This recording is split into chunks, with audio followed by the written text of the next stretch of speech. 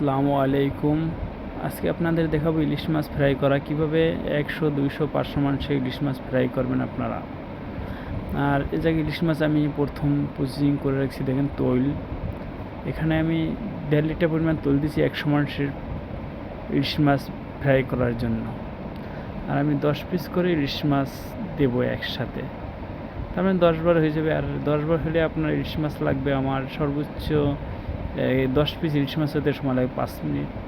ইলিশ মাছ দ্রুত ফ্রাই হয়। দেখেন প্রথমে আমি দিলাম এটা হলুদ, 1 চামচ হলুদ দিলাম 3 চামচ, মরিচ দিলাম 1 চামচ, চিনি লবণ দিলাম পরিমাণ মতো, ঠিক আছে।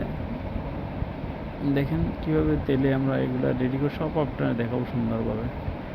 তারপরে আমি এটা প্রসেসিং করব। প্রসেসিং করার পরে আপনারা দেখেন তৈল দিচ্ছি আমি এ জায়গায় 1.5 কেজি তৈল দিচ্ছি 100 মানুষ ইলিশ মাছ ফ্রাই করার জন্য। এটাকে ওই হলুদ মরিচ দিয়ে মেশিং করেছি, হলুদ মরিচ লবণ দিয়ে এটা মেশিং করেছি।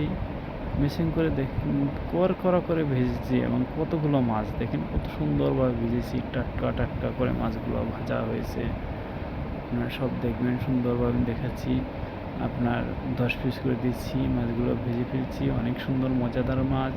আজকে আমাদের এই যে খাবি, আমি নিজের হাতে করেছি এগুলো, ইনশাল্লাহ আপনারা দেখবেন।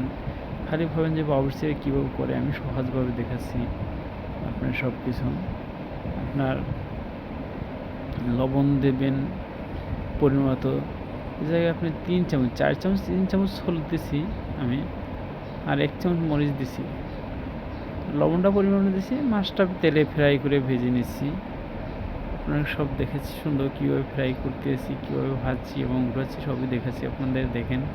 আর মাছটা এত মজাদার মাছ, এটা আপনার পদ্মার মাছ বলা আছে। দেখেন আমি তৈল দিছি প্রথম 1.5 লিটার তৈল দিছি, তারপর এটাকে ওই হলুদ মরিচ দিয়ে মেশিং করেছি।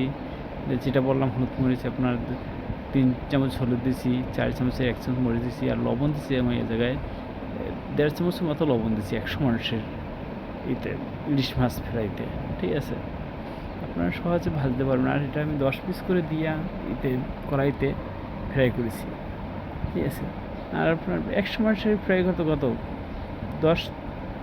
মাত্র 1 ঘন্টাও লাগে না, আপনার 30-35 মিনিট লাগবে। যদি তেল বেশি দেন তাহলে আরও বেশি করে দেবে। আমি কম দিচ্ছি, 10 পিস করে দিচ্ছি একবারে। তো অনেক সুন্দর হয়েছে, মজাদার হচ্ছে খাবারটা, আপনারা খেয়ে দেখতে পারবেন।